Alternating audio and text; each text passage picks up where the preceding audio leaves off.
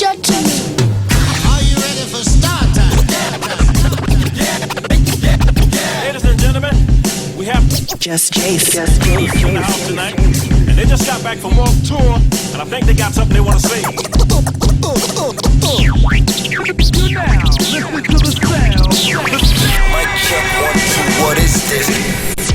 Hey, what's up, everybody? Welcome to it, the Mic Drop Sessions. Of course, your boy Jus Jase, T&T's most dangerous DJ. And of course, we're here live and direct on the YouTube page, Jus Jase 868. Don't forget, subscribe, share, comment, like, hit the bell button for notifications to be up to speed when new podcasts come out.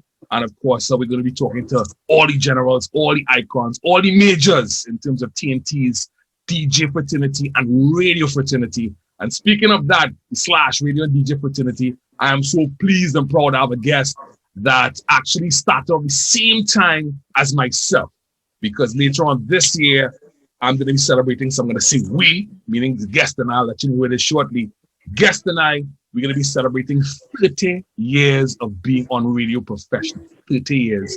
We're going to get into the history in terms of how we started and all that. For now, you can check him out every single weekday morning on Hot 93. For the afternoon pop-up, that's from 12 noon to 3 p.m. It's my dog, my brethren for life. Give it up for my dog, Franco! Salute. Yes, sir. That's man. Franco, boy, what's good?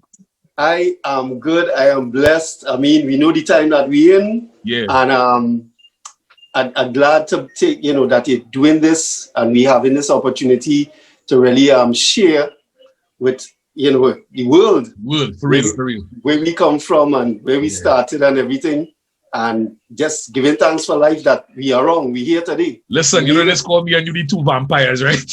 Boy. I mean, this year we don't age, all kind of thing, you know what I'm saying? But all in all, I'm just loving exactly how, we came together from the start and molded the next generation. But we're going to get into that shortly. So I'm in notes and thinking, I really think to ask you some things to shock you with today.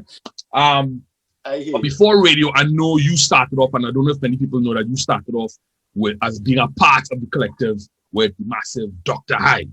Oh, yes. So I want to paint that picture first. So before we get to Dr Hyde, I want to know your upbringing in terms of DJing. Who's the person that inspired you, or people that inspired you, both locally here in Trinidad and Tobago and abroad? And what did you want to touch the turntables, and then we go to get into Dr Hyde. So, coach you. Right.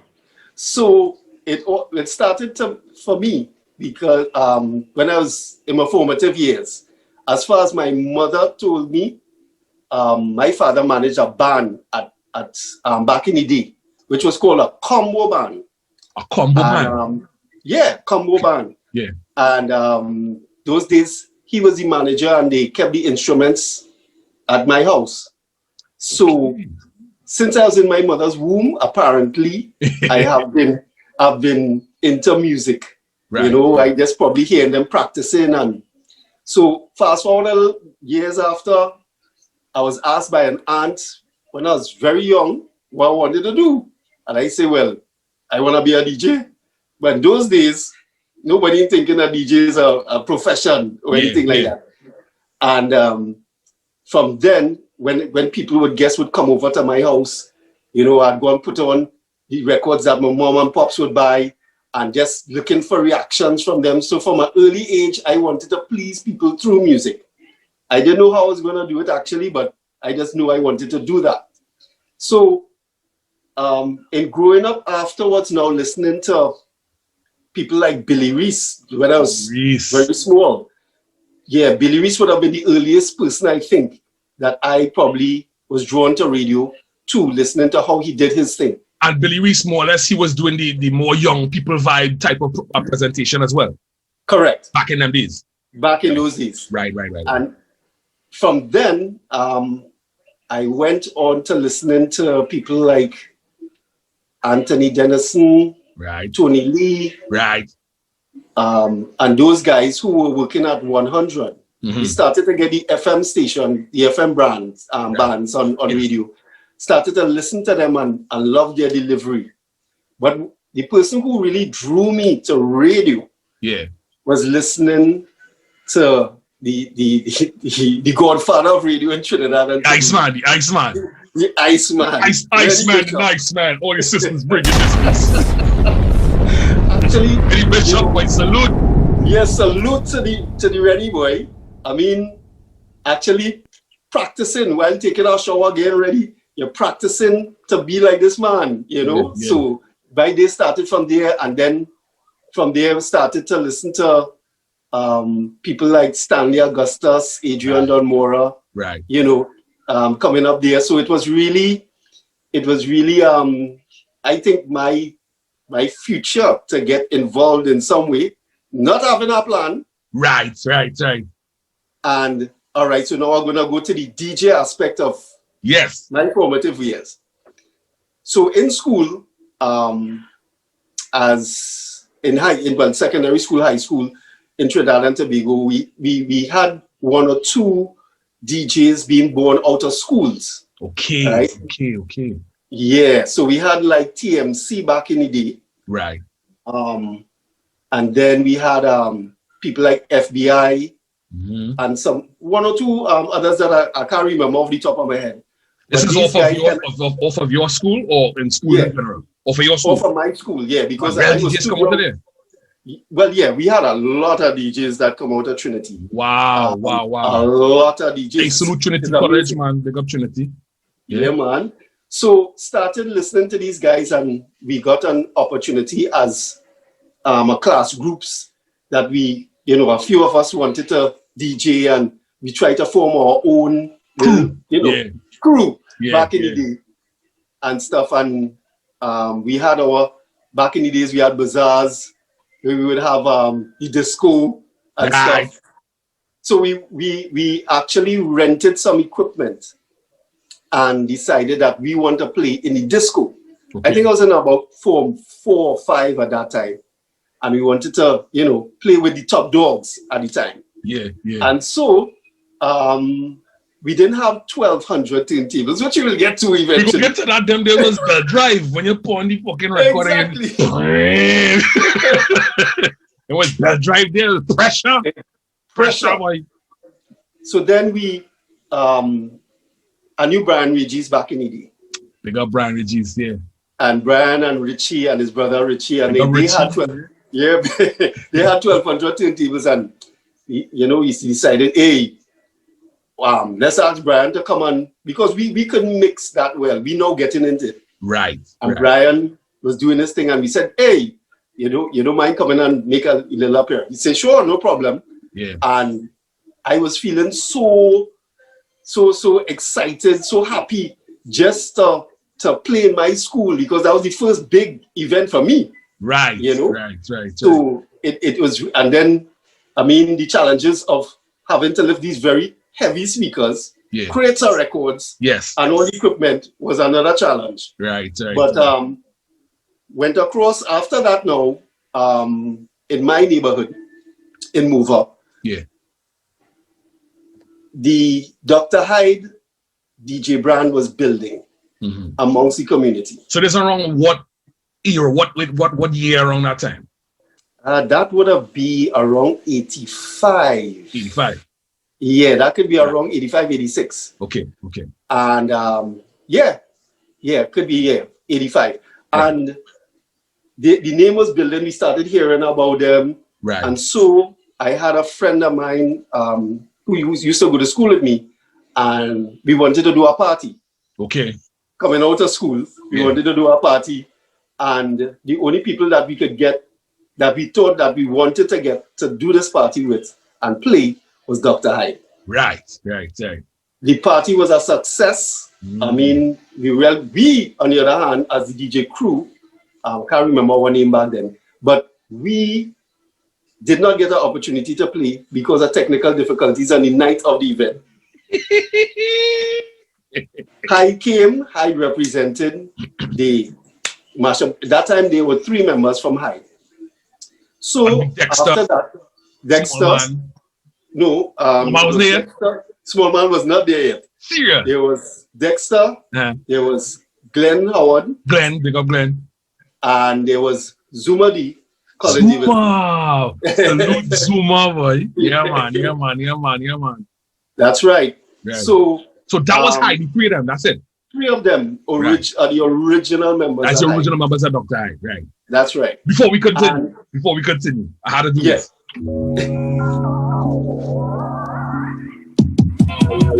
beginning, there were many. As time went on, How to do it. Salute the generals. Yes. You gotta say it with me. One DJ Standing alone. Yes. Ladies and gentlemen, DJ Dr. Hyde. Lovely. Yeah, man. Those original introductions. Yeah. Because those days we were going through records and looking for the right intro. Every DJ had an introduction. Right. You know, so you had to look for what suit you. And run with it. And Yeah. then is it the studio to put together your thing. You have to take it off for some record or some old funk or classic record that had a big intro, space intro, whatever it is, and claim it as yours. Hey, Correct. Yes, boy. So go ahead. So you see the three members. And what happened after that is that my school DJ group disbanded. Okay. Some people left the country, you know, who went back. So some of them were from England and whatever, and they went back. Yeah. So me and a few others decided that we're going to ask these guys to join up because, you know, we want to further ourselves as DJs. Still not looking at it as you know, a job. Right. And so we had a meeting with them after the party, like a couple of days after, and he said, listen, we really want to join up with you guys and whatever. And then they said, well, okay, sure, no problem. And we started to form a nice bond. We created a bigger crew. And, well, a lot of it, as you know, the rest is history kind of thing. We entered competitions like Fresh Fest. We started building the brand through cassettes, tapes back in the day. Because, I mean, a lot of people were into cassette tapes and listening to what hot out there. And then, of course, the records and on all of that you're getting. I used to actually fly out every year to the US to get what was out, because summertime, as you would know, was when the new stuff coming out. Yes. So, you know, I'd come back with the Run DMCs and Prince and the 12 inches, the albums, Listen, man. Them days when you had to fly out to get your records. Now, but I used to shop at a couple spots. I used to go to Rock and Soul. Rock and Soul. Big up my bomb. Rock and Soul, our bomb. Big up Rock and Soul. Rock and Soul. Salute. So, boy, Teddy Muhammad for turning me on to Rock and Soul. Right. I used to go to Music Factory. Yes. Music Factory. Vinyl Mania. Well, they call it Vinyl Mania. And, right. Later on, I started going to Beach Street Records. Beach Street. Yes. Beach Street, I think Beach Street had the most branches, I think. I think so. Was it? No, it was not Beach Street. Music Factory had the most branches. Music Factory they were in Jamaica, Queens. They were also in the Bronx. They were also on Manhattan as well. Okay. So Music Factory, Salute, Beach Street. All them spots, them mom and pop spots that used to sell them records, and we bring them back to Trinidad and like them. Yeah. You were the record shopper then? More or less. Yes, I was the record shopper. Right. I was working at 84 at the time too. So, you know, I used to just save my money and, you know, we got our first 1200 turntables. I went for it, you know, and in those days, I brought it back, you know, and just, you know, we keep building the brand. Yeah. I just want to say some of my influences in terms of listening to what's hot in the US. Mm-hmm. Kiss FM was banging back then. Yes. I think that was the main station that I used to listen to in terms of what's hot and what's not. Red Alert, DJ Red Alert. Oh, Ooh, DJ Red Alert. Cool, DJ Red Alert. Big up to Red Alert, man. I had to give him a story how I met Red Alert, and it's true. No, you were going out from 95. Oh God, that story is, we'll get to that. Exactly. Go ahead. I was just about to to transition into the radio world. Yeah. You know, and listening to these guys on really Frankie Crocker and things back in the day. And, you know what I mean? Yeah, he was you come BLS. back and you just, you want to be like these guys. You know, Rennie Bishop in Trinidad, Frankie Crocker in the US, and different, you know, people at the time. Yeah. And be like, hey, I really would like to do this. Yeah. So then the opportunity came when radio was kind of dead back in those days after midnight. There was nothing on radio at that time. On the DJ circuit, prepare any visual aids for you. Go ahead and tell your story. Go ahead. On the DJ circuit, however, Yeah. DJs dictated the pace of what people listen to. Right. Right. So people would listen to cassettes to hear what's hot, what's not. It was also the birth, that era was the birth of what I would refer to as dancehall music, forming as its own genre within reggae music. Right. So, you know, people want to hear what they hear in the parties on the radio. And I believe, if I'm not mistaken, you could correct me, I believe Louis Lee Singh and Tune and Anthony Chowdhury, aka Chinese Laundry, got together to form on 95.1 back in the day, the other side of midnight. All right, well, I'm gonna segue right there because yes, you're correct. It was a combination between Louis Lee Singh, also Neil Giuseppe, all right, and Anthony Chowdhury on Chinese Laundry, teaming up together, coming up with the idea, and letting people know exactly what went down in terms of the other side of midnight. So I'm about to do my first visual aid here for you. You blow your mind, so brace yourself. Whoa!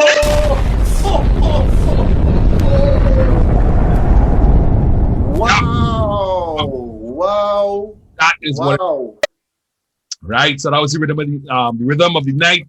Midnight to 5, midnight DJs on 95.1. This is when things were really nice, and this is when you and I became part of the team more integrally. You know, the reason why I say that is because remember when it started off, it was Downtown Outlaws on a Monday, yes, on a Tuesday. I believe Sean Camps on a Wednesday. On Wednesday, yeah. Tweez on a Thursday. Rest in peace, Sean Camps. Tweez on a Thursday, and then Chinese Launch on a Friday, right? Yeah. Yes, correct. That was the line. Yeah. And then eventually when Laundry left and went to 90.9 and started that together with Louis, that was his split there. When Louis started that's when we got another break in terms of it was us, me and Outlaws, you and Hyde. Then came Johnny Q, then Junior Saldina. That's right. Sean Camps was there still. Yeah. Yes. Right? Yes. So that's what that picture you're seeing here, I'm gonna bring it back up on the screen and show you. All right. The same one with this here. That is you seeing Sean Camps, rest in peace, Sean Camps in the middle. That's right. Hiding back. In fact, let me see if I can do something. Hold on. Right. Whoa! Right, so that's Johnny Q on the right. Scotty, boy Scotty was part of Outlaws. He was doing the for the ladies. The nice young face me there in the middle. Next to the massive Dr. Hyde. You have Glenn at the middle, down at the bottom. Then you have Junior Saldina at the far left.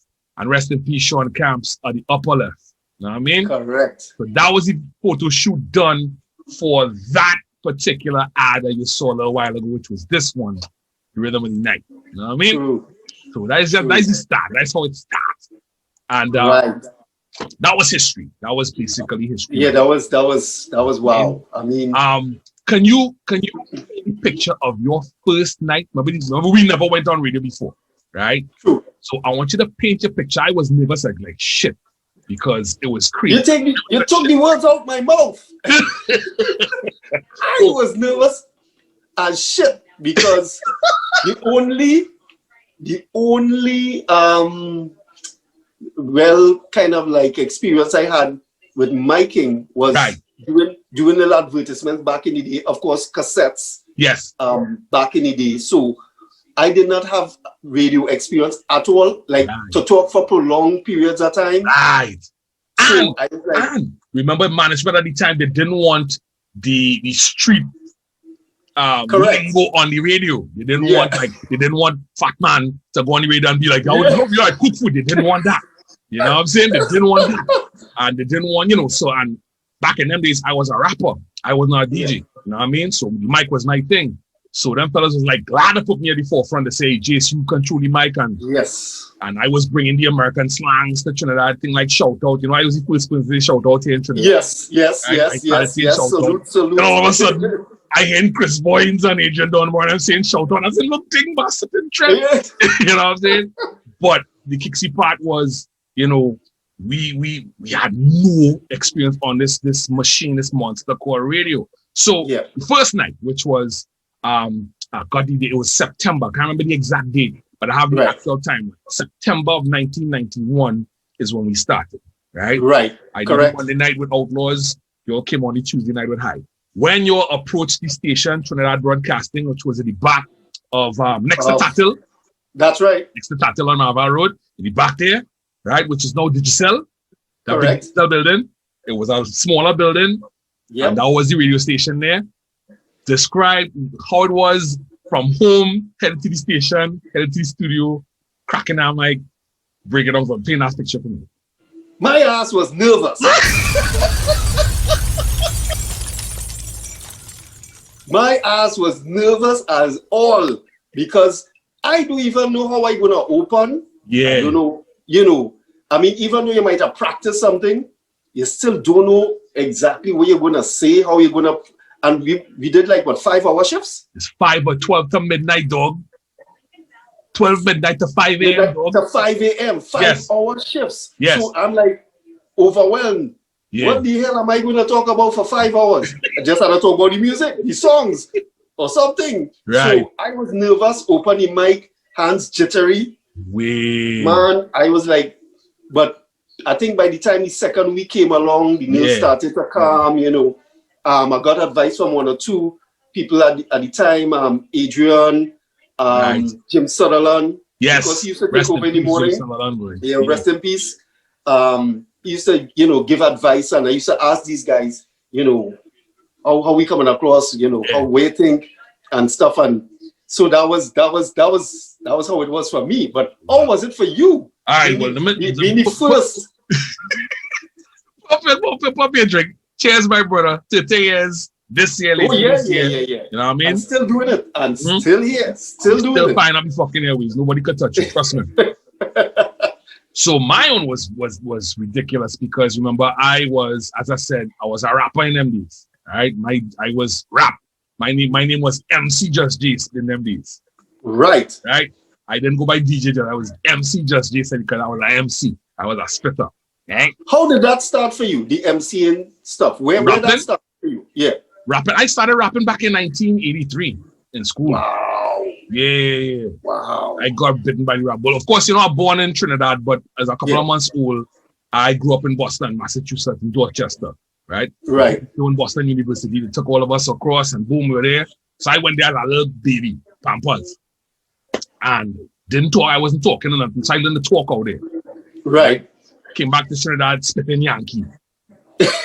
Right? Ended up in private school with young boys and had to try and convert to Trini. So people were like, this little Yankee boy. And then I started sounding like a Jamaican because I was trying to get the twang. And then from there, I was, I started talking Trini. So I'm able to go back and forth, Yankee to Trini, like that. Effortless. So, rap bug, that bit me back in 81. Well, of course, Rappers Delight. Oh yeah, that was the major thing there. And then afterwards, Run DMC, and that just took over my soul, and I was a rap man after that. So I used to MC, I used to rap in school. Everybody, if you ask anybody in QRC, the rap man, yes, they used to call me Dr. Wave. I was breakdancing. I said, you spray little walls, and I shouldn't say that.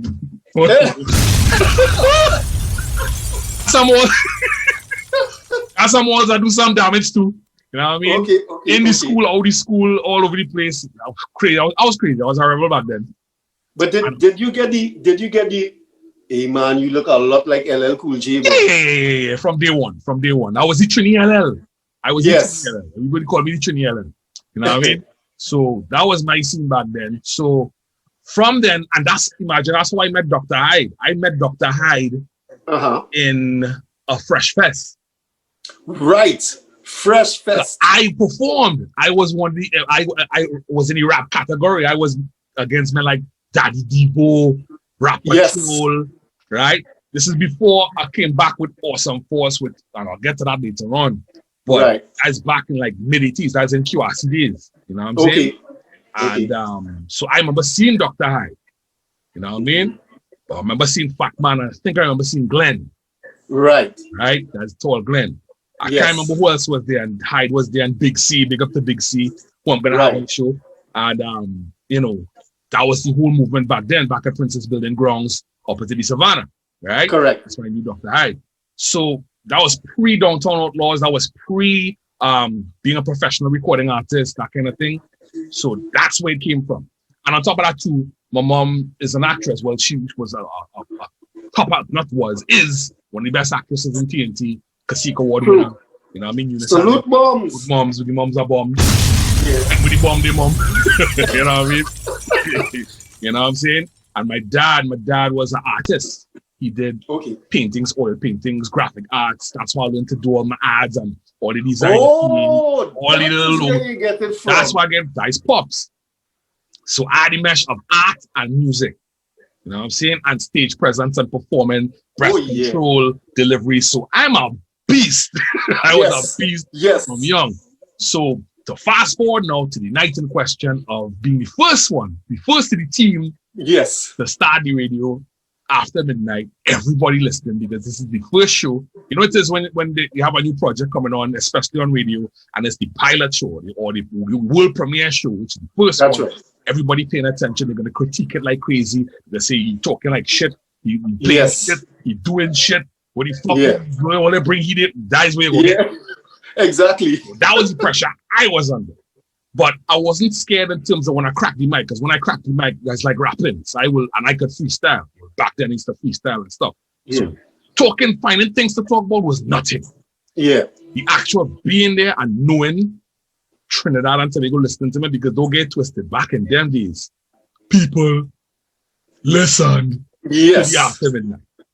Because it was the actual, like I said, it was the first time that radio was going from midnight to 5 in the morning. So it was a seamless loop in terms of radio content right through the day. And they are listening to their favorite party DJs live on radio. First time ever. So we created history. Yep. So cracking the mic, I can't remember. I think I have the cassette. I don't know where it is. I have to find. Once I find that on a future show, I'll definitely play it and let people get, hear what it was, what I sounded like back then. Right. But I remember the next day. Them days, people had come out yet. I didn't have a beeper yet, but beeper was out. But my landline, my home phone was blowing up. Yo, your song real best, boy. Take this. No, your song real hard. that was the thing back then. Your song hard, boy. Your song real hard. It was epic. It was like my pause reason talking about it. Yeah, man. That's 30 years ago, Frankie. Wow. 30 years ago we did that. Wow. I mean, cheers, brother. 30 years ago. Yeah, cheers. 30 years ago. Wow. Oh, yeah. All right.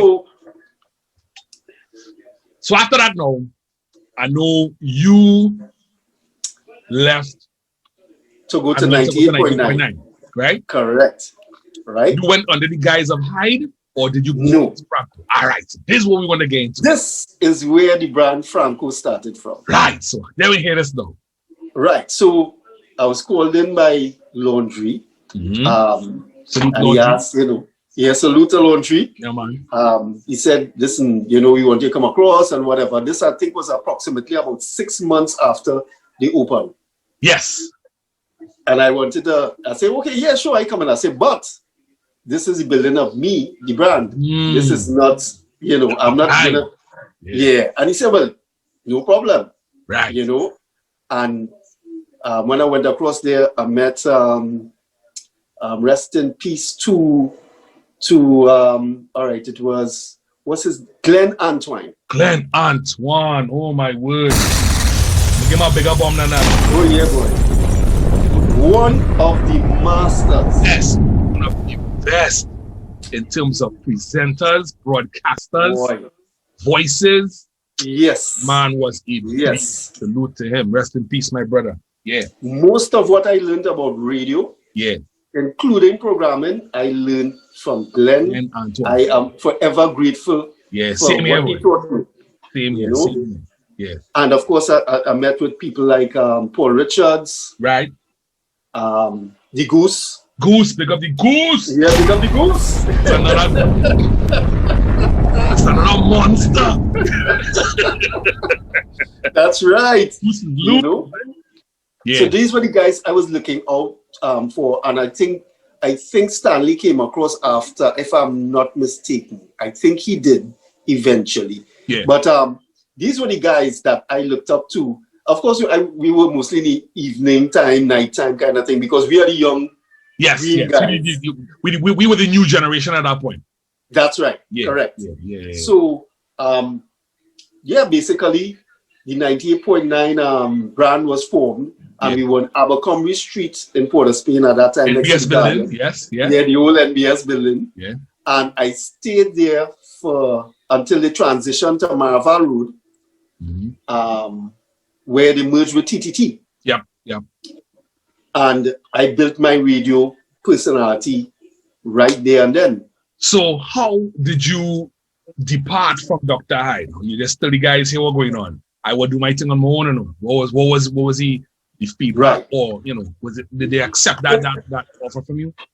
Okay. Yes, they did. They did. They were quite understanding about it. Yeah. Because, like I said, the 80s was the birth of the dancehall era. Right.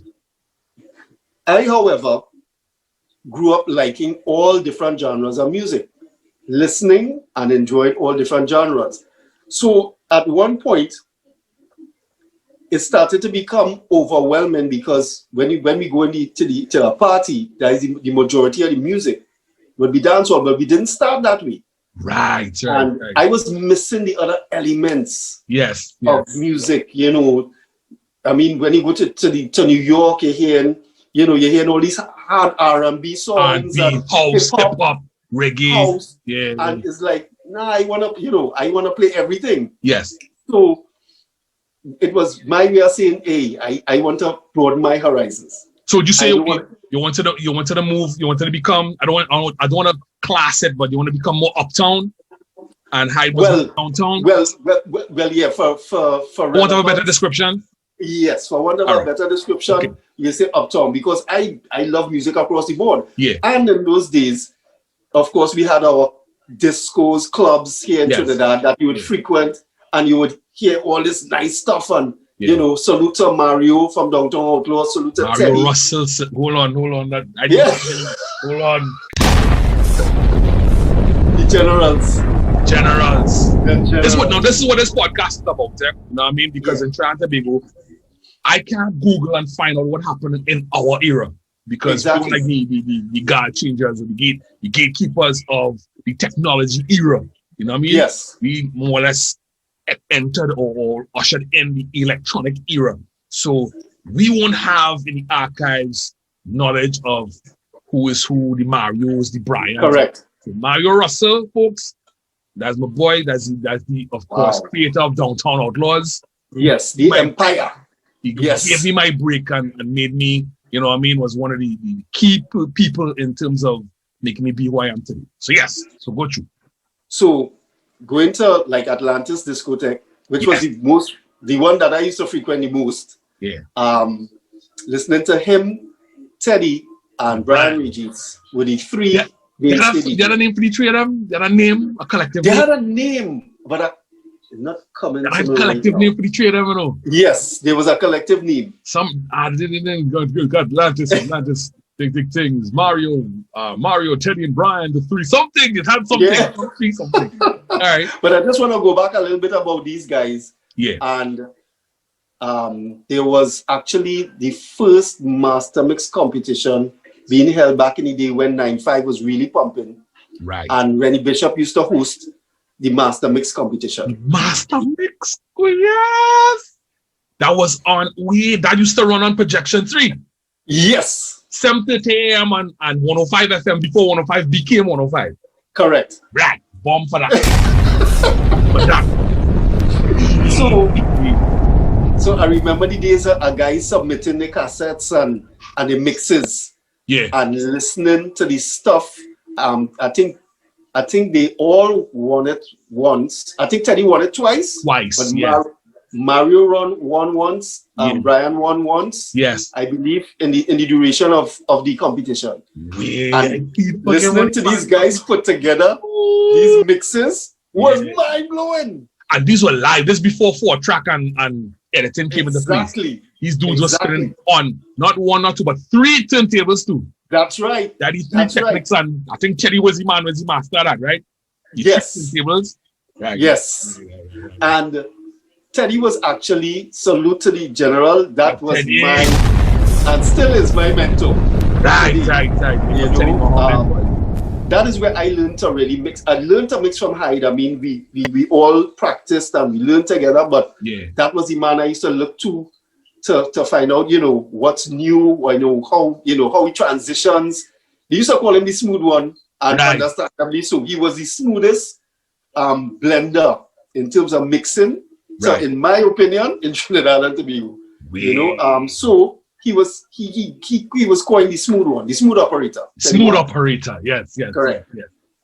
So you know, I learned that the mixing, my mixing skills you would find that it patterns his skill, his style. And so mixing wise, that is where I really, you know, learned from. You know, I would go by him, sit down and go through new records, everything. And then we had the transition from records now going to CDs. Yes. All right. So pause there. I want to pause there. You know why? Because I want to join the fray, because I remember after my stint at 9-5, they're doing Other Side of Midnight. You all had left to start 98.9. Yes. And then I got the call from upper management now, because by that time, Louis Leasing had gone across to start 90.9 right? Yes. And so I was left with Neil Giuseppe, Dominic Calipasad. Big up to Dominic Calipasad. The man who reads news, right? I got the call from him, right? He says, Jason, he's very smooth. He says, Jason, I would like to have a little meeting with you and so on. The name is coming up a lot inside of here, and I would like to offer you an opportunity. I said, well, yes, I will come in and meet with you. So I went in and I met with Dominic Calipasad. The meeting with Dominic Calipasad was deceased, my brother of this, my brethren, one of the best voices in radio, Holly Thomas. Salute. Holly Thomas, boy. Wow. Salute. Wow. Salute. Holly Thomas. Now, he eventually used to tell people he's his son. Yeah, like me so much, he said, that is my son. You know what I mean? But first, he didn't like me at all. Okay. He didn't like me at all. But I don't think he didn't like me, though. He gave me that impression so that to make sure I brought the best out of what I did. You know what I mean? So he used to come and grill me. What are you doing that for? And I never back down. You know me, I remember lying back down. Like, do it because think. You will watch me. And then, you know what I mean? So I had a meeting with them. They said, Jace, we want to offer you a time slot on normal radio, right? But a story that led to this, you know? Right. You know what story is that? Me, you, and Johnny Q. Right? Remind me. Okay. We're going back. So we have remind me of the steps here. We're gonna go back. I'll go to me leaving, just go to 90.9, then we'll take it from the CDs at 90.9, right? Right. Back at 95. Other Side of Midnight. This is the second, I'll call it the second generation of Other Side of Midnight. Right? Right. First generation was Outlaws, Hyde, Sean Camps, Laundry. Right. Them left to go to 98, right? Then it became Outlaws, Hyde, Johnny Q, Sean Camps, Junior Saldina. I might have it mixed up. I might have the lineup mixed up, but I was the lineup. Yes. That's the second generation, right? the three standout people were us, Outlaw, me, you with Hyde. Yes. We were the three main men making the waves. Correct. Part of the 90s, right? So salute to my darling. In them days, she was working in Stago Caraboy, Brenda De La Rosa. Oh my God. Gotta get one of the biggest bombs ever. Salute. Brenda, darling, Brenda. I wish I got her on here right now. Brenda De La Rosa. She believed in the three of us, right? And started taking us into different venues, and we broadcasted live on 95. Remember that? Yes. We DJ. Yes. Each of us do our set. Yes. We go in some club or some venue or something, sponsored by Carib or Stag or whatever it is. Stag. It was Stag. Right. So tent and thing, and we perform and play, and we mash up the place, ramming out of the trail, right? There was this one particular night now. Remember, we still is after the night DJs, right? Yeah. She said, Jace, I'm doing a sponsored hour, right? I say, on Sunset Strip with Adrian Donmore. Big up to Adrian Donmore. I get a big Don. Salute to the Don, man. Right? Now, Don had love we. He said, boy, all the real mashing up here stuff. He loved how me, you, and Johnny song. He loved we, right? Yes. But John, in them days, the Sunset Strip was, when I have him on the show, I'll get the exact time. I think it was 6 p.m. to 9 p.m. or 6 to 10? 6 to 9. I believe it was 6 to 9. Something like that. Yeah. And that, the whole of Trinidad used to shut down Oh, yeah. to listen to this man. The Don used to shut down Trinidad. Don had Trinidad in a headlock, son. Yes. A fucking headlock. Understand? Right? For real. Everybody listening to Don evening time. Them days Don going up against his competition was Goose and them with Young Scene. Yes. 100. That was the competition. Remember them days, folks, it was 2 radios, 2 FM dials that had the urban-esque segments within the broadcasting, right? And Adrian had it smooth and used to play the club joints and thing. And Young Scene, Goose used to do Will Wildness and thing. So it was a nice battle, right? But I think Don used to match them up. Yes, yeah. I Goose think is so. my boy. But I think Don had the crowd. Yes, correct. So we were to do the broadcast on 9-5, right? During the Sunset Strip with Adrian Donmora, right? Me, you, and Johnny Q. And we reached there to do the we gonna get interviewed. We glad we walk in there, boy. Tick. So me and you was always two backside already. Right? Exactly. Like, boy, think of we kicks that thing. And Johnny Q that's when our friendship really started. Yes, that's when it started, yeah, when we started doing the parties and things. Yeah. So, boom, we reached to do the interview. And if you walk into our Adrian Donmora's studio, the man is exactly how he speaks.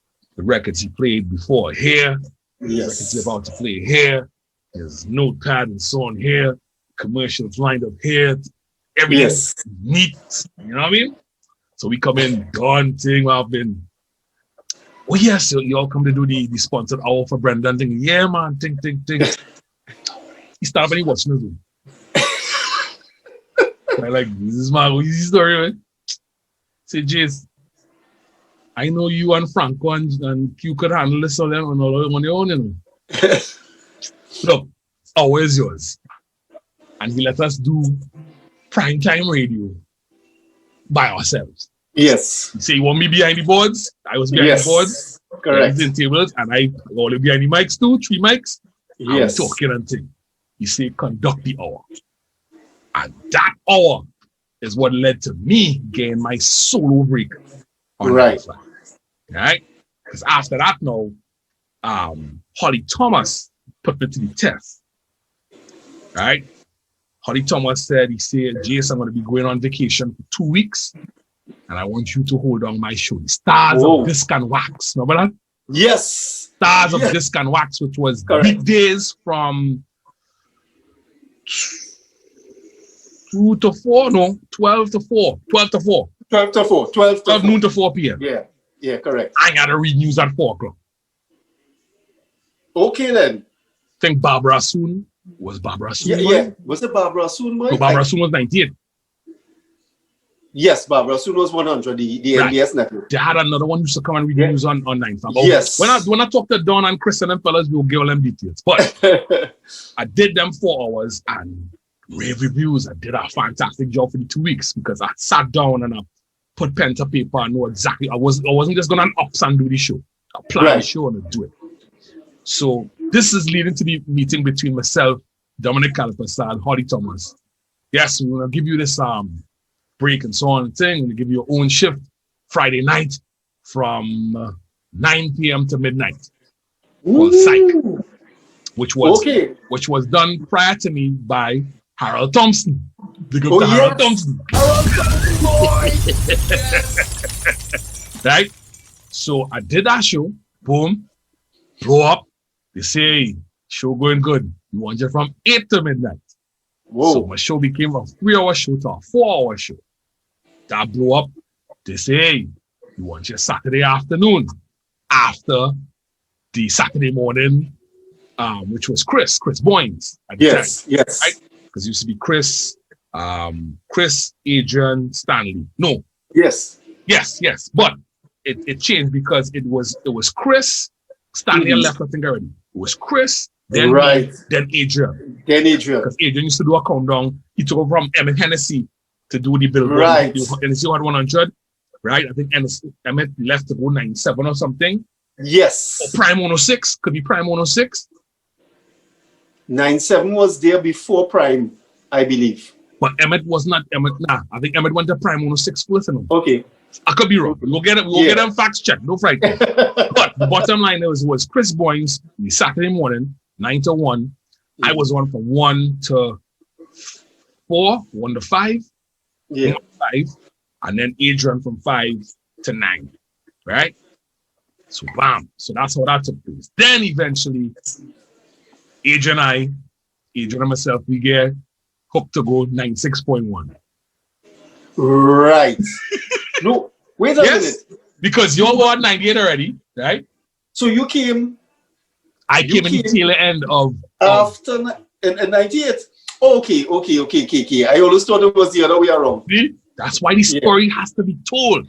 Yes, has to be told. Yeah. So I left, Don left. Remember, everybody went they had 98 going on with this. So the war was 98 between 98 and 95. Yeah. All right. Meanwhile, Laundry soaking up all the information about radio and the schematics and operations of radio to start 96.1.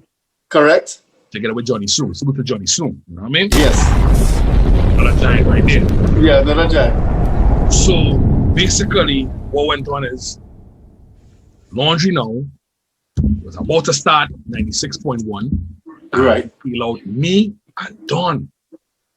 I was like, yo, boy, they come across, we launching 96.1. All is like part of the lineup. So cool. Right? And then I think the man bust before it's supposed to bust. And we had to leave prematurely. Okay. So we had a little 2-week limbo of not being on the radio. And then we started on 96.1. Right. Then me and Laundry had a little back and forth. And I ended up on 98.9. Yes. Because they put me, the goal was Goose had called me and say, hey, you have to take out Laundry. You was we general to fight Laundry. Right. Because Laundry was drive time, I was drive time. Right. Saturday morning, I was Saturday morning. Right. Because in those days, for those who don't know, it was radio became a serious business. Competition. So it was war, and the two youngest stations, 98 and 96, facing off constantly. Constantly.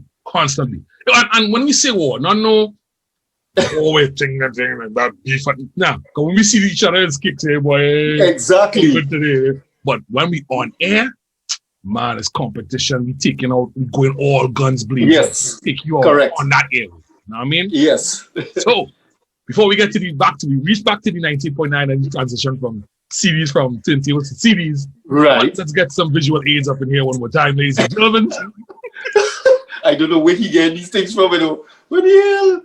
I hope you're ready for this one, Frankie. Right. I hope you're ready for this one. All right, ladies. Let me take a sip for that now, man. Take a sip in the meantime. We're going to 98.9 and we show you this. Oh! What? boy, Groomatic. That was the name of your show? Yes. That was Groomatic. the name of my show. Groomatic. Groomatic. Franco, another plan. 98.9 FM. But the minute he hits the airwaves, he rocks your boom box.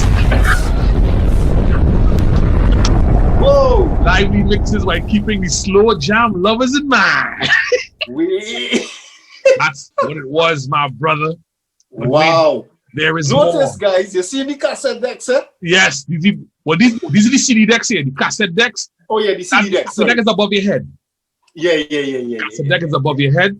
The two units there, those are two CD players. So that was the transition you were talking about from turntables, because behind your head now, it's not being seen. That's where the 1200s were.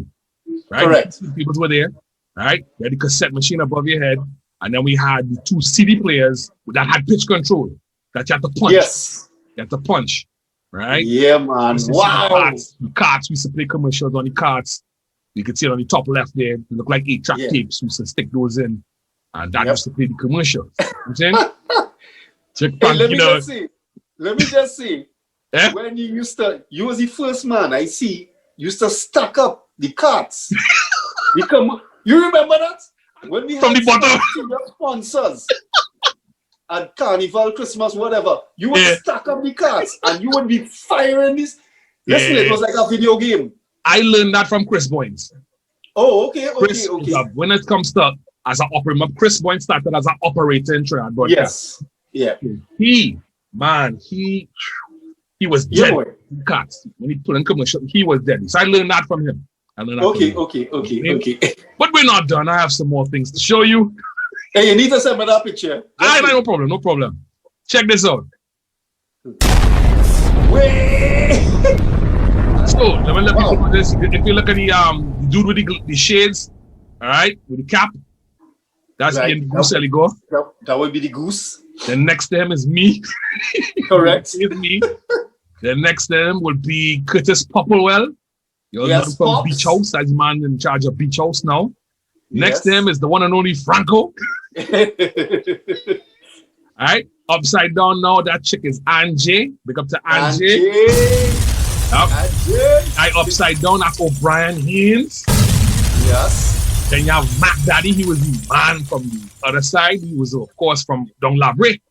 Yes. He used to travel from La Brea to the station every day to work the overnight Every graveyard day. shift. And then my brethren, Mario Ultra Large. Ultra large. Ultra Large. All right, we have more to make your ball, Franco. Watch this. Wow. That is the team right there. Yes. Oh, yes. This picture I know. That's the team right there. So there's everybody. Me in the middle, Angie, O'Brien in the middle there. Yeah. Ultra Large in the right, my daddy next to him, Popplewell in the back, Franco in the back, Goose on the far left. That was the That was the studio. Yeah, that was the team right there. Boy, that was glory days, boy. Oh, yeah, boy. See the 1200s next to my elbow? Mm-hmm. Yep. Correct. Yo, damn. Listen, that was when radio was radio, boy, Frankie. Yes. That was when radio was Yes, indeed. You know what I mean? Mm-hmm. Yeah, that's sweet, right? Cheers to that, boy. Yeah. Cheers to that. Cheers to them days, boy. Cheers to them days. That was sweet. Mm-hmm. You drinking a black bottle? I'm drinking my Guinness, sir. I have my scotch going down your heart. Mm-hmm. Yes, okay. Yes. Okay, so see the easy transition, all that. I'm gonna go to my notes now. Oh. Do you remember? Yeah. The time I make you cuss on the air in 19.9. Boy.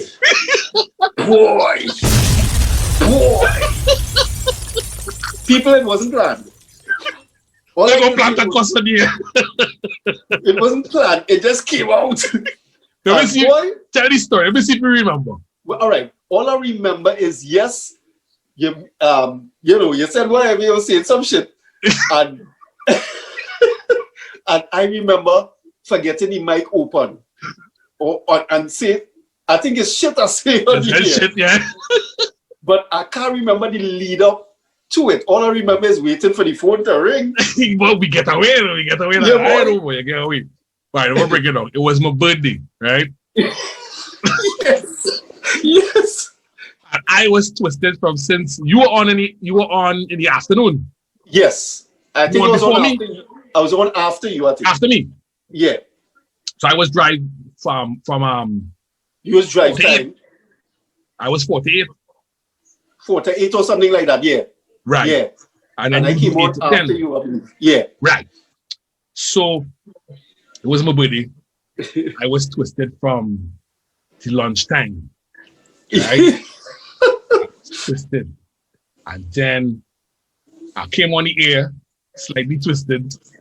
And when I finished, I get more twisted. Right. I came back in, you were playing some high pipe mix. Yes.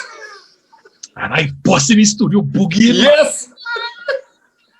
But yeah. And you put on your mic to talk. And you're like, hey, 98.9, this is my boy Jus Jase. He's in the building. Look at him all wired and shit. Yes. You remember the words. You remember the words.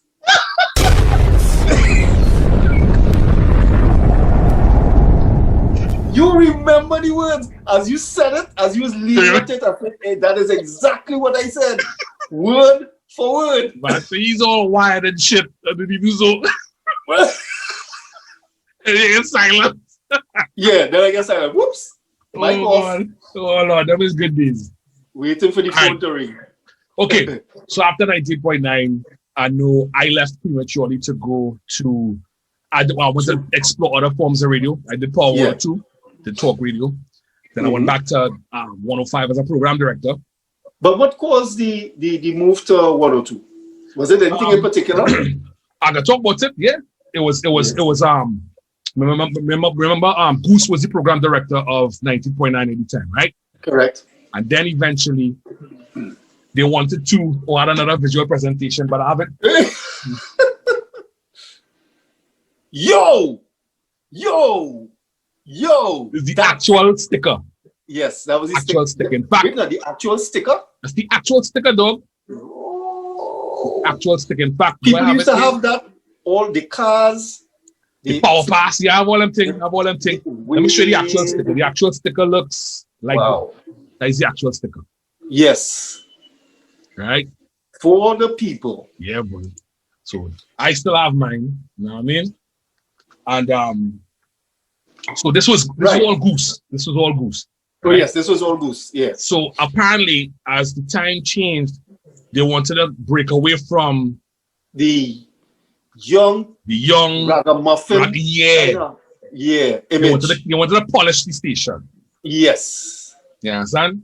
So they went from yo to yes. Correct. I hated it. Yeah, we hated it. We all hated it. We all hated All it. hated it. And then they brought Tony Lee as the program director. Remember that? No, we ain't ponging Tony Lee. Big up to Tony Lee. 100 and talk, that's his thing. He's perfect. Correct. I just want to say.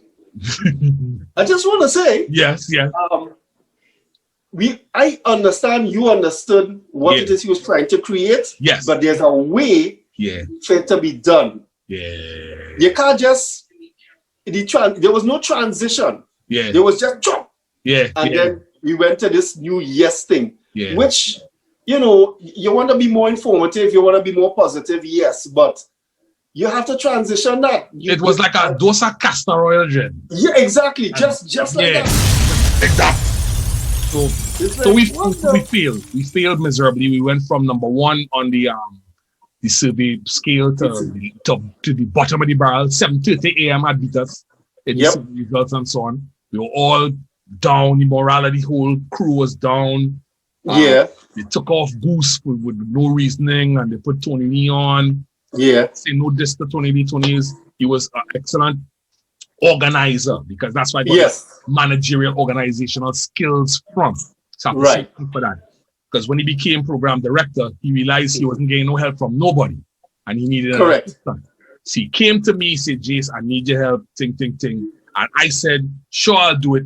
So I started to become the enemy of everybody inside. Yeah. Like, Jace is that sellout boy, good one, be with, but I didn't look at it as, I looked at it as I wanted to become, get my feet wet in the managerial side of things. You know what I'm saying? So I know Goose was vexed with me. He didn't talk Yes. for a while because he's like, you use my body time, I bring you here, and you go by Tony. I said, God, no, it's a no personal thing. This is a developmental thing for me and my career.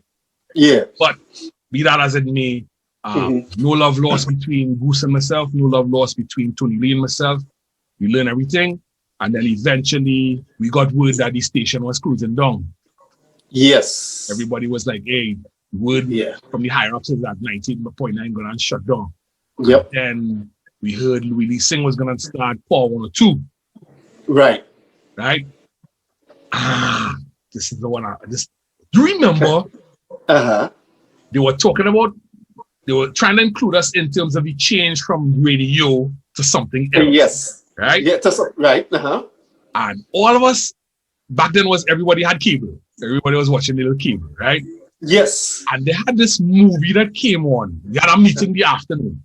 Right. Come up with names for new stations for 98.9. We will change the branding of it from you. We can't be with this yo no more. Think of something and come tomorrow with your ideas. And all of us left. And everybody saying, fellas, ladies, put on your MTV, BET, watch out, see what we could do. And that night in question, some movie came on Cinemax or something about some murdering, some serial killer, and he was working on a station called Power 98. Yes. Right? And everybody was like, I think we called each other, hey, you watching this movie here? Watch this movie. Yeah. We come to the studio the next day, hey, Tony Lee, Power 98, boy, we go murder this place, Power 98. And Tony was like, no. Because he in his mind don't know he was going to Power 102. Yes. That's what I'm saying. Yes. So he didn't want the conflict with the name. Right. The station was coming, Power 102 was coming, was going to be launched. And they know that. And all of a sudden everybody come with Power to the door. Then that's when the yes came about. But then after that, we got word the station was shutting down. I left, I went to Power. I launched Power in 1997. Right. Left Power in 1999. Went across to Vibe City 105, which I did. It was Tempo at the time, Caribbean Tempo. I was the program director there. I came up with Vibe City 105. That's mine. I came up with that. Okay. Yeah. Okay. But partner, there's a lot of things I created in there, like Retro Thursday. Yeah. Me and him. You serious? Don't get twisted. Retro Thursday is what I came up with. It was supposed to be Retro Friday. So they owe your royalties then? Yeah, whatever. Whatever. Partner, if I supposed to collect royalties for all kind of thing here with these Trinidad. But the bottom line is, I came up with that because it was supposed to be Retro Friday, but they used to do soca from 4 p.m. or from 8 p.m. on a Friday to Sunday midnight or something like that. So they don't want to interfere with that. I said, no problem. And fuck, talk about fight on. Right, fight on. So all right, I want to fight. I will put it on Thursday. That will never work. That will never work. If you're only manager, that will never work. But they got to Brandon Khan who believed in me. You know what I mean? Yes. I said, no, let him do his thing. And I launched Retro Thursday, which was from 12 noon to 8 p.m. Right. But it has been 2 DJs, Chris Boynes and myself. Okay. And I tell Chris the concept. Chris say, serious though? I say, yep. Let me go. Right. Fire the back, straight on the road. And when I tell you blow up, and you see what Retro Thursday is now. You know what I mean? Yes. So, be that as me. So, after 105, I came back to 98.9 in its final yes days. You were still there, I think. You were still there. Yes, I was. Yes, you were still there. But I try to remember, and help me remember when this had happened. Was it before you left 98.9 or when you returned? Because I remember we were all shifted to further back in the day when they changed from the yo to the yes. When they changed the concept and Tony Lee was running it. Yeah. We shifted to back. Well, at least I think Mario, O'Brien, and stuff were working later on in the day, and they had some. I think you probably left. If you can't remember this, just means you left. Because my stint when I came back didn't last long. Right. It didn't last long. I came in, I was doing. What time you was doing? Was I on drive? I think it was an afternoon drive. Right, you was on drive. I used to work with cell construction. right? Oh yes. I used to work with Cell Construction, big up Johan. And Yeah, then, big up Johan. Then I used to do imaging at one point, right? And then that bacchanal went on, and I ain't go get into that politics. Then I say, you know what, fuck this, I gone. Right? And I say I'm gonna take a little break from radio. And that's when I joined Surface with Tony Prescott. Oh yeah, right. So before that, I remember, this is just a little personal history. They tried to change the imaging of the 98.9 Yo to Yes. Yes. And Tony Lee was, had his own idea of what it should sound like. Yes. And so I was thrown further back in the evening time, 9 to something. You didn't know that? I didn't know that. That's when I left. Yeah. That is when you left. No. That's not when I left. You were still there. I was still there. You were still. That is what I tried to remember. Nah. I don't think you were there. Nah. Tony Lee, that happened before I left. You know why? Because Tony Lee and I left at the same time to go and start Power. Oh yes. Right. So it happened before you left, right? So this is what happened. They had people like Ultra Large and O'Brien and myself, and he took all the people who were driving the station before he changed it. Yes. And he put us in the nighttime. Wow. And he brought across this guy who used to do the morning show on 100. Oh yes, short man. Yes. Oh my gosh, I can't remember his name. He lives out. He doesn't live in the country. He's abroad now. Short man, gospel man.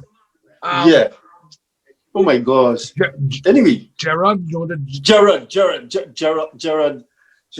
What's his name? Let's go about him, boy. Yeah. And in the middle of the podcast, we go get this boy. Yeah, boy. Gerard. Oh. I know short man. He used to sing and sing. Yes. Sometimes we went to Constantine. Little show. Yes. Always exactly. Gospel and thing. Yes. And when I remember we played Capleton, he fly across because remember Capleton is born this, born that, born. Yeah. That song is burning too many people. He's doing this, and those are good people he's burning. But the Queen of England, he cannot burn the Queen of England. Oh my gosh. He named Gerard. We go find out Gerard. Yeah. Was it that Chinese surname? Yes. And he was married to this tall chick. Tall chick who used to work at 9-5, I think. That's right. At 9-7, I think. Yeah, 9-7 or something. But I think like they divorced now. Yeah. They divorced a long time ago. Oh, Gerard Lampo! Gerard Lampo! Ay. Jerry! That is what you call a mic drop moment. Yeah. Up the mic. So Gerard was working the morning show. Right. And he was going on 2 weeks vacation. Mm-hmm. So they asked, sales, they came to me and they said, listen, could you fill for him? Okay. Thinking that, it could just be a fella and that would be it. It so happened that the ratings with me on went up. Oh, right.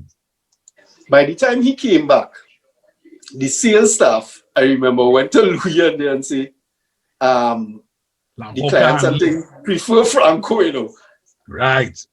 And that, I ended up doing the morning show, which, to tell you the honest truth, I'm not an early morning I hate you. Forget Louis had put me on the morning too. Yes. I try real people on the morning show. Yes. I hate. But up to now, I still hate. I do it now, and I hate. I don't know how you do it. I hate it with a passion.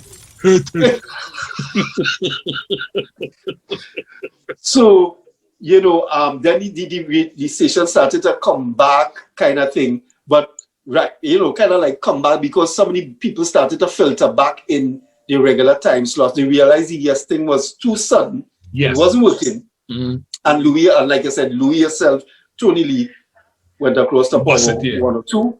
O'Brien Haynes became the program administrator. Right, that's right. And we started to build the brand again, the Yes brand and stuff. And through radio, you and I both would have met a lot of artists Because Yes. at those days, radio stations were affiliated with concerts and stuff. Yes. Yes. I mean, I could remember the first time I got to see Method Man in person. Right. Yes. And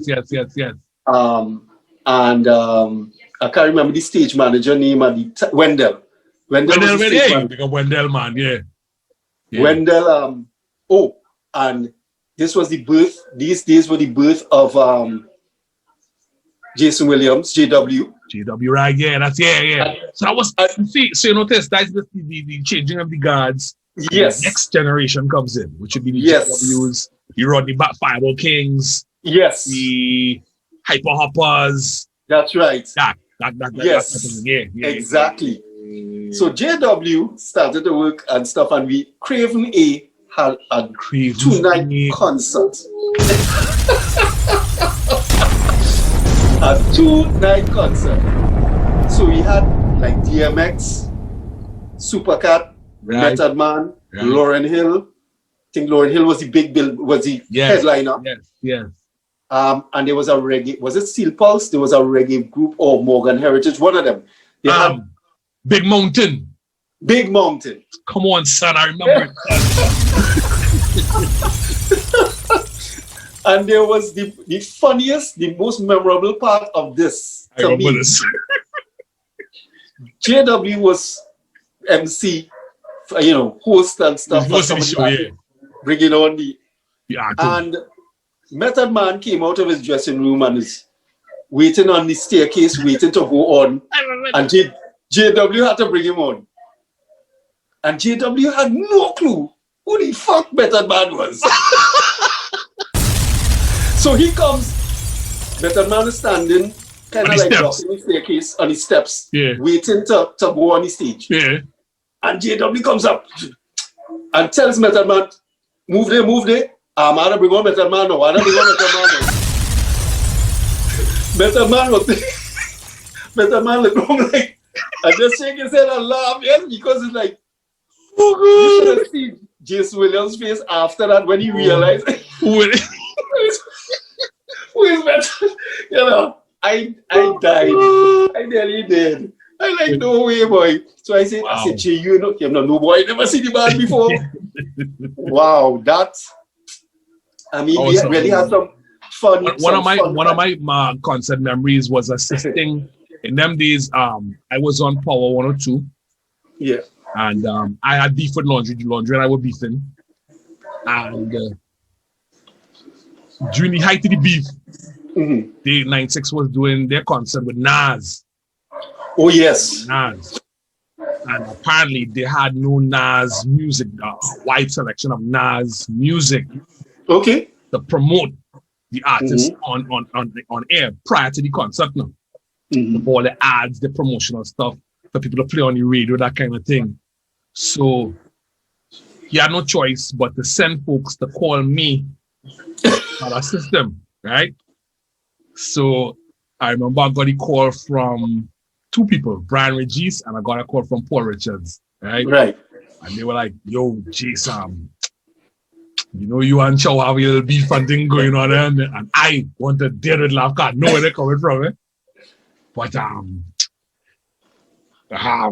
the man want to know if you have Nas. I say I have the world of Nas. I have everything Nas have, because I is a hip hop man. Everybody knows just hip hop man.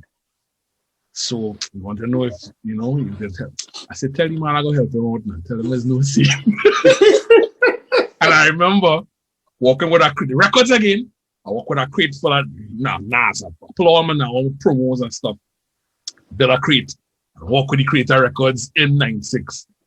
I bust through the door. And I think, and Lord, you watch me. You know what? Thanks for helping Lord, man. I say, brother, there's no seed. And then after the concert, he sent me some tickets and then me and, people went to the thing, check out the concert, wherever it is. Right. Afterwards, we get back to the beef. Oh my God. Beef resumes. Yeah, but now big up Laundry, man. I saw him recently in the supermarket and it was love. It was love, you know what I mean? All right, that's all good. That's all good. You say good to see you. We give each other, because COVID, we give each other elbow. And you know what I mean? So salute again to Laundry, man. Yeah, I would man. love to have you on the show. You gotta chop it up. I would love to have you on the show. Very. All right, so what we're gonna do right now is get into after I did my stint with Circus, which was for 8 months. I performed with the band. I was the DJ, and then I ended up performing anything with them. And I say, you know what? I taking a break from radio. I ain't not doing no radio thing again. Okay. And while performing with Circus, we've traveled on a tour in the world, right? So back and forth. So I remember we came back to Trinidad, and I said, Trimba Barber in town called Glenn. Pick up to Glenn. A Rasta man used to trim me drag mall. Pick up Glenn. Right. And Glenn have a radio up on top, listening to some music, then trimming me. Say, boy, how the tour going? I said, tour going good, but you're going back out next week, Wednesday. All right, cool, ting. And I hear this music coming on the radio, playing me. I said, I see you playing there. I said, nah, boy, that's radio. So we're radio saying, right, song like 98 and then song like 96. You see, that's a new station that now come out, boy. Ebony 104. Okay, then. Okay. He said, Jace, you go song real good on that station. And I said, boy, I'm taking a break from this radio thing, boy. Thing. He said, hey, go and talk to them. I use Jace, they go lay in. I ain't take him on. I said, I finished getting my trim and I listened. I said, wow, this song is real good, boy. All right, them days, they had just a couple men. They had Phil Simmons was on. Phil Simmons. Richard Simple Smooth was on.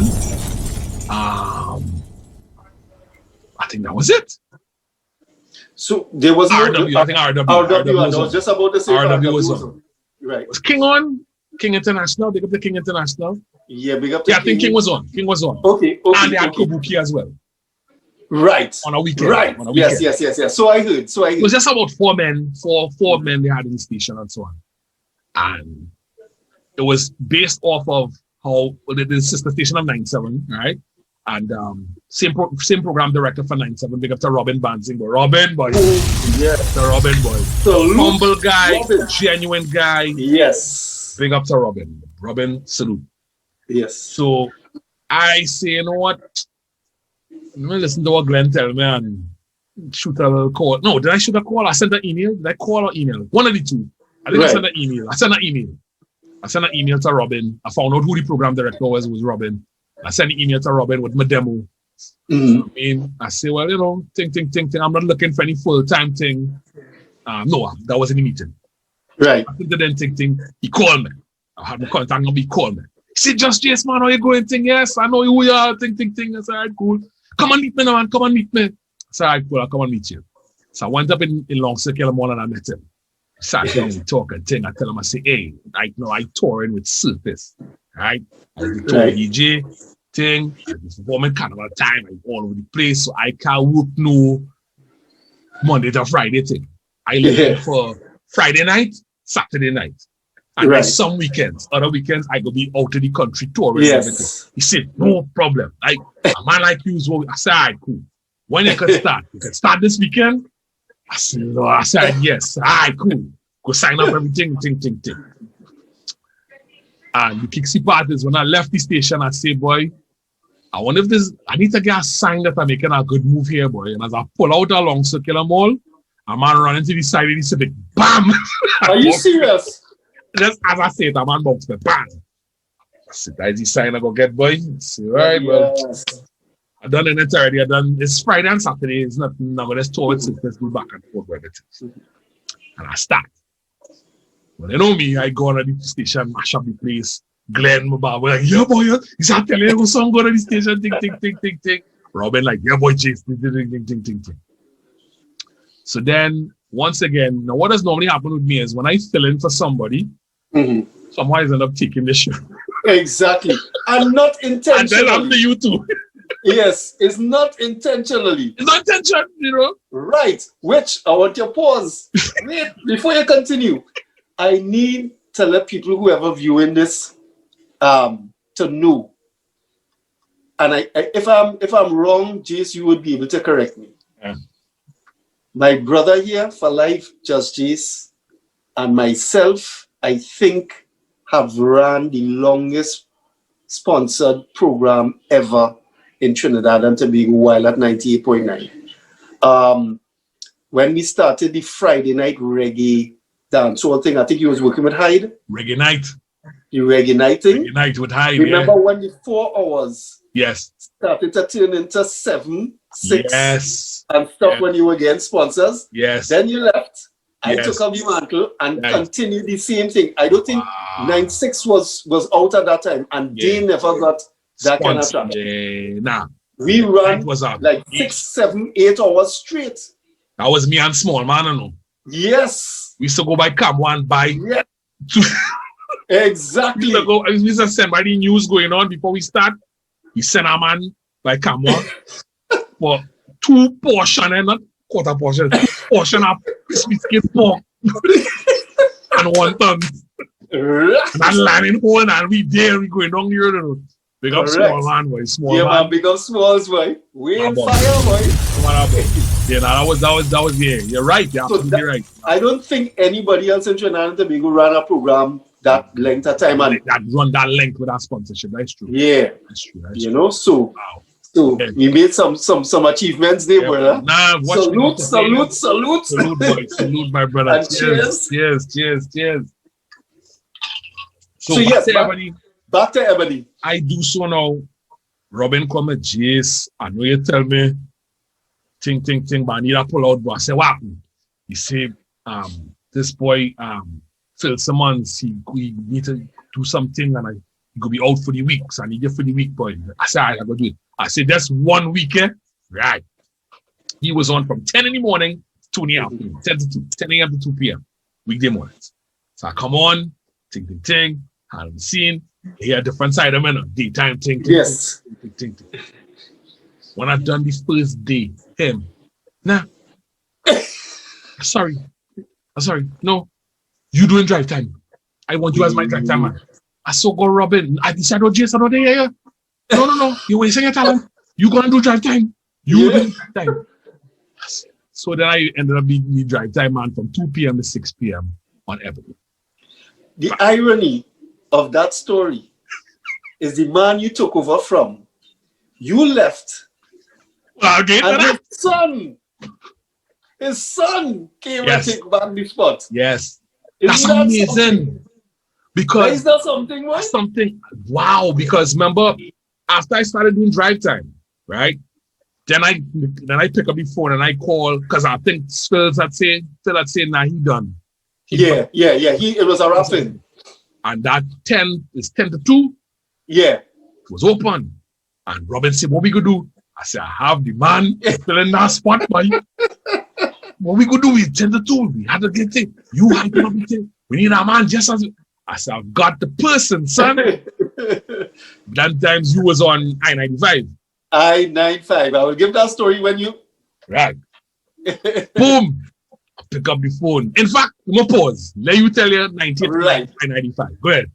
So 98.9 was becoming no more. Right. We know I'm not seeing anywhere to go. Right. That, I want to be, Yes. so to speak, in radio. Right? So I met John Wayne Benoit in the bank.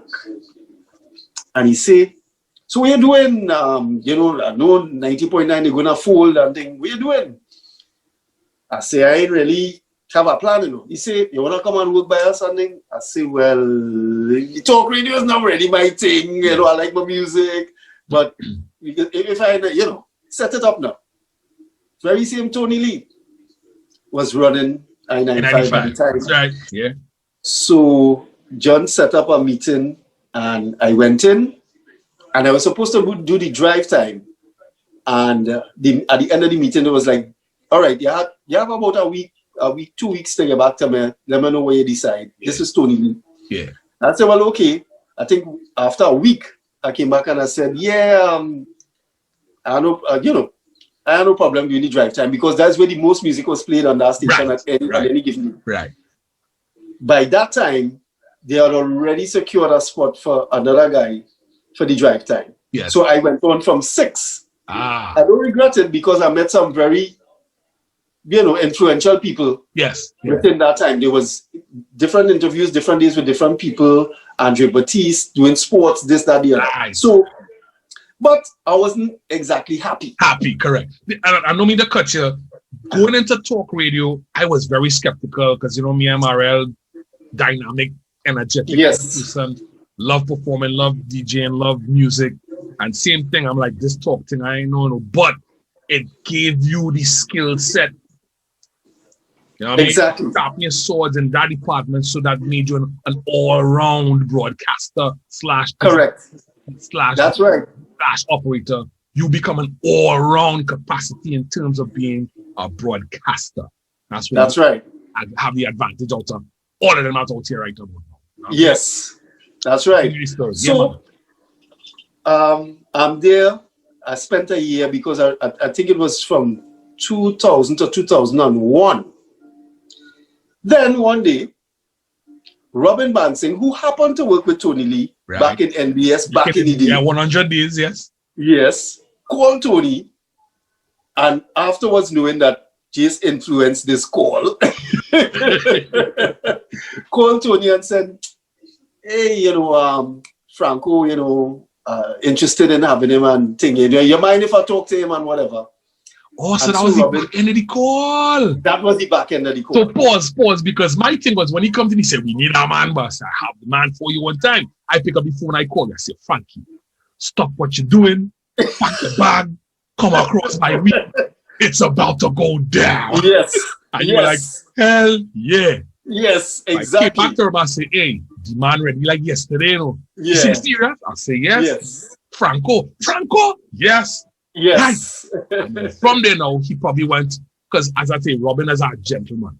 Yes. So that's why he went now and he called Tony to maintain an order now to say what going exactly. About to take a man for, no, let me rephrase that.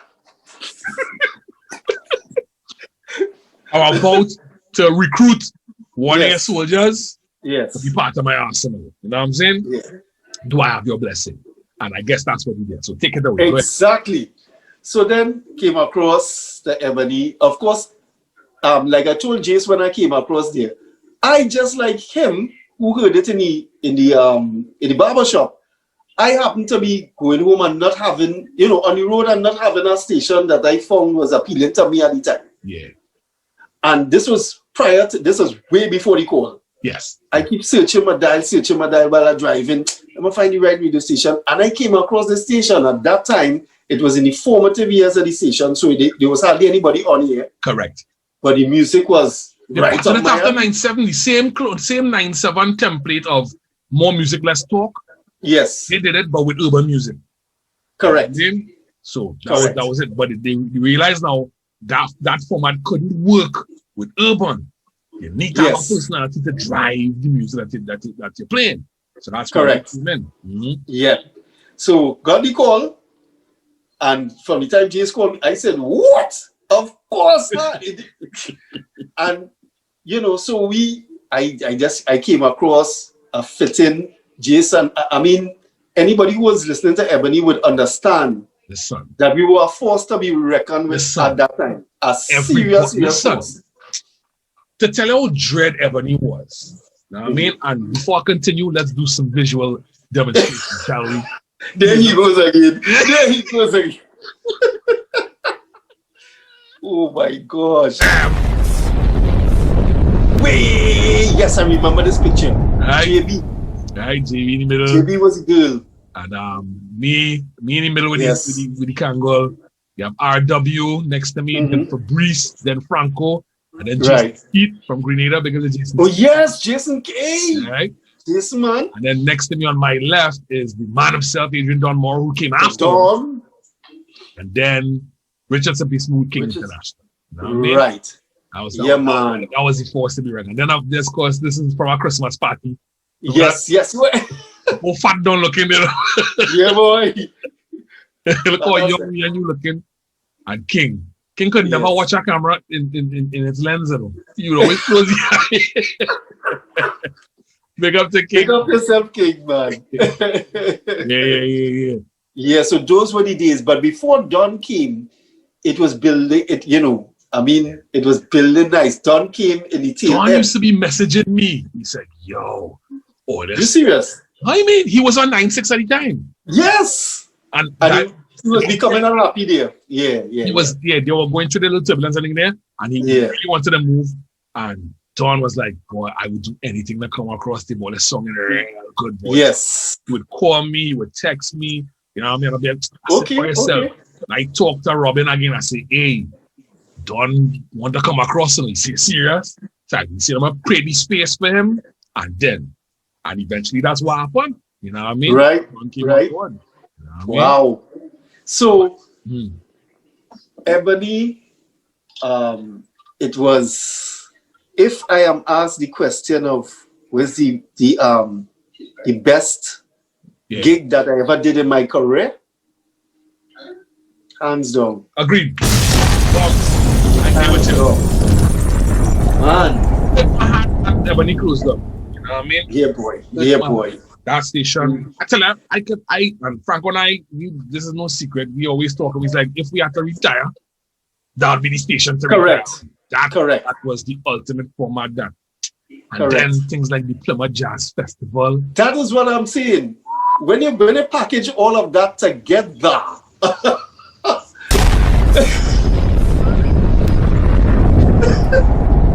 Linger. Plymouth Wow. Jazz Festival. Frankie, we rub shoulders and we line with oh my gosh. in music to date. you know. If you look at our bios, Jason and I, there has to be mention of that. I mean, this surpasses everything, even traveling to do gigs away. Yeah. Because the Yeah. caliber of artists that you were on the same stage with just Liming with backstage.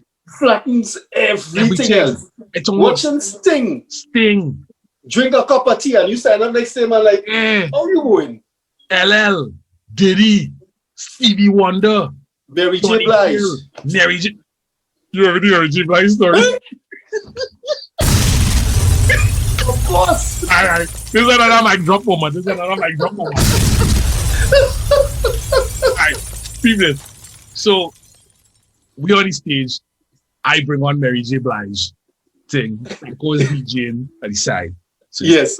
big stage. I in the middle of Franco on the side. Mary stand up next to Franco to come on stage, right? I come on, I'm a suit thing, my blazer thing, and Mary J. Blige, crowd ball, and I come on. So I stand up next to Franco, Yeah. he comes on to sing. Mary J. singing, man. Just sing, you remind me. Yeah. And me and Frankie grooving, man. Like, Mary, man. So I do so. While she's singing, she come across and walk over us, and she walk towards and she look at me. I said, nah. I even watching Franco. She come back again. She wash me up and down and smile and sing again. I said, nah. So I watch Franco watch me. Say, you thinking what I think? I said, you see Mary on you. You know what I mean? But me. Yeah, exactly. Then she come back again. She's like, watch me over there. Franco went, nah, man. Oh my God. Oh, right. Hey. Absolute to the Queen, Mary J. Yeah, boys. Yeah.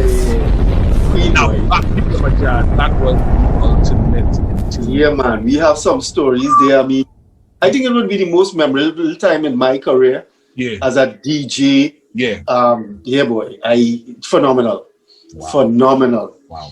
You know? And then there's the aspect of us going through from the analog to the digital. era. Yes. Boy. Yes. I mean, from records, from wax to vinyl to To Serato. CDs. To CD then So the- Serato. You forget I was the one that started doing Serato in The Trinidad. CDs was Denny Serato, and you was the first man that I knew. I'm not saying the first to do it in Trinidad. The first to have Serato in Trinidad is Razor Shop, Lyndon Livingston. Boom, boom, boom. I Pioneer. remember I found out about Serato and I went to Lyndon. I said, Lyndon, what have a thing? A box. And you can plug in the box to your laptop and you're playing turntables and thing, and while I'm talking, he's rummaging through some little old thing. I said, box, and you plug it in. And think, you mean this box here? You know what I mean? But I was supposed to use it in a public performance. Mm-hmm. And that's when I DJ'd for Beach House. Oh my gosh. Yeah, Beach House. I brought the turntables, I hooked up the turntables and laptop, and people were like, what the hell Jay is doing? Yes. Destroy the place. People haven't seen turntables prior to that in a party, let alone a big event like that. Yeah. In about 10 years prior to that. Yeah, about 10 years. And trust me, frightening because I'm saying, suppose this laptop crash on me, boy, suppose something go wrong. Yeah. Because them days, we weren't using Mac, you were using PC laptops, I was using a Vio. PCs, yeah, Vio. You was using Vio, and then I went Vio too. Yeah. But it hold on, it was a bomb. But I was the first, and I have the picture as well, where I performed the first time with turntables and Serato. First ever in Trinidad. Yeah, boy. Yeah, so Lyndon is the first to have the actual Serato, but I was the first to perform with it live in a public appearance. You know? Yeah, right. The transition from analog to CD. Analog CD, then MP3s and you remember the mini disc? Yes. You remember when people used to record on mini disc? Yep. That was my thing. It's crazy. Exactly. It was crazy. And I mean, we could go full circle from, then to now. And I'm glad that I took the decision to start this podcast. Not just share stories and explore the history of yourself and the other guests that will be on the podcast, but to enlighten Trinidad to the younger generation of what it went through, what we had to go through. Yeah. And how hard it is. Now it's so simple. You go, you're going up thing, you get a flash drive with your music, you plug it in, you play, everybody's a DJ. You know what I mean? Yeah. Man, just have a bunch of million likes on social media. Right. Their personality, they could go on the radio. You know what I mean? But you and I were the last of the trained podcasters. I'm glad you said that, because I want to say that I really don't like too much of what I'm hearing on radio these days in terms of quality. I concur. I think that the radio owners and the program administrators and stuff, guys, we could be sounding so much better than we sounding now. I'm not saying that, don't take, if this guy is popular or whatever in an event and he's, trending at the moment. You could have 1 million followers. Yeah. Exactly. I'm not saying don't take him. I'm just saying teach him the right things. Yeah. Make sure that he knows the right things. Because basically it was the same thing for us, Exactly. It had no social media back then, but we were the top shutters in the parties back then, and the mainstream industry decided, hey, we take a chance with these street DJs, put them on the radio. But we conformed to mainstream. We learned from the guys who were learned at the time, the Adrian Normoras, the Glenn Antoines, all these guys we learned from, because these guys went and did the courses in the US and whatever thing, and say they knew exactly what it was. We did I did a smaller course here with the Caribbean Broadcasting Union, I think. Right. Back in the day. Right. And my crash course was the best. Your crash course was it too. That was the story I was supposed to tell earlier on. Kiss FM. Yeah. Okay. Buddy Thomas had a friend called Johnny Allen, the Duke. He used to be on the same Friday night, 98.7 Kiss FM with Red Alert. Right. It was Red Alert, Prince Messiah, rest in peace, and Johnny Duke. Johnny Duke. And Johnny came to Trinidad, right? And his name is Johnny Allen. They did a crash course with the announcers there and whatnot, about a week. You know what I mean? And when he realized I sung in like New York, because I patterned my show up in New York, like, who's that dude on a Friday night? Oh, that's Chase. I like him. Or I met him, he come in the studio, he see what I'm doing, he say, yo, whenever you're in New York, you check me out. You come to my school and talk to my students. And da, da, da, da, da. Right. Then started doing the course with him and getting the pointers and stuff from him. Mm-hmm. I flew to New York and met up with him. And then he Right. gave me a 2-week crash course Oh. and took me in the studio with Red Alert and Princess Oh. on Friday night. And that was epic. So I that can was my crash imagine. course. So when I came back after that, I was the goal. Yeah. That's why I sound how I sound. That's why Yes. I have that intensity, because I lived and patterned myself after the goats. You know what I mean? Yeah, man. The Greeks. Yeah, man. You know what I mean? So yeah, I would really like to. I mean, guys, take pride in what you're doing. Yeah, This is yeah. not about, being the most famous on social media.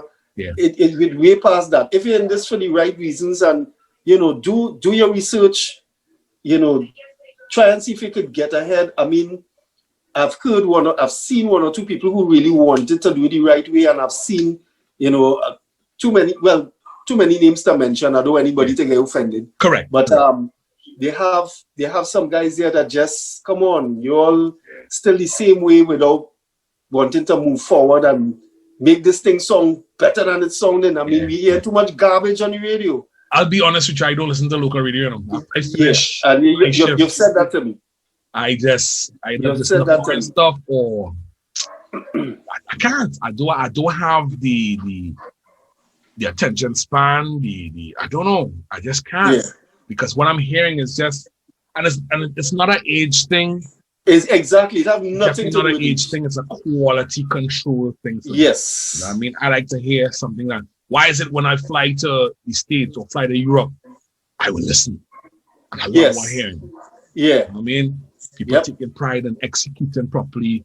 Too much R's and R's, and I can't even. Exactly. I can't handle the falseness that's on, right? You know what I mean? Exactly. I mean, some basic things. I mean, you can't slander people's name. You can't, all of that. You can't be doing that. It's just you can't be doing everything for likes. Everything is not for likes. Exactly. You know what I'm saying? And I want to. I'm getting ready to wrap up in a little bit. I would like for all DJs and announcers to realize one thing. In terms of radio, there's no such thing as my shift. Agreed. I'm gonna do my shift. There's no such thing as my shift, sir. Correct. You work a time slot. That's right. what you're on. That's you're right. on a time slot. Because at the end of the day, you're just a figure on a piece of paper.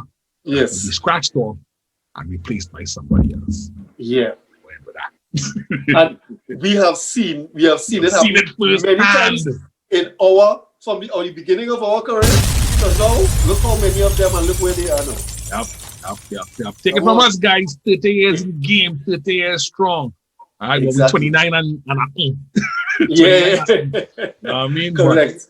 But that lends to the level of longevity that we have, and the reason why we in the game still at this stage in 2021. You know what I mean? Franco phone ringing. This dude is in Dubai, so on his keys. Yeah. You know what I'm saying? And now I like about you. You know what I mean? You could go on the gram and put yourself on a dune buggy in the desert. Exactly. And toasting with the sheiks and them. You know what I mean? But you choose to just keep it humble. Yeah. Me, I'm a kind of madman. I all over the place. People know. But the thing is, we still here.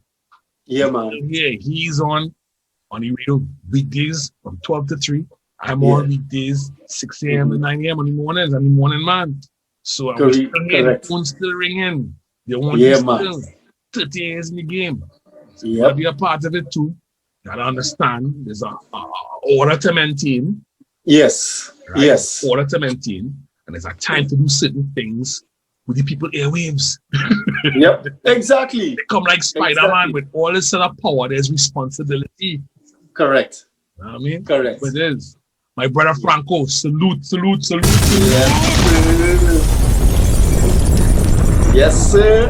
It has been nice. That's something we could talk about still, but Oh, yeah. We have things to talk about still. Cheers, my We'll do brother. another one, right? So cheers. 50 years. You know what Yeah, I'm saying? man. Cheers to more life. Yeah, man. Ladies and gentlemen, this has been Mic Drop Sessions. Yours truly, Jus Jase, my brethren, Franco. Big up, Franco. Salute. Yeah, man. Don't forget, support, subscribe, comment, like, share, hit the bell for the notification, be a part of it.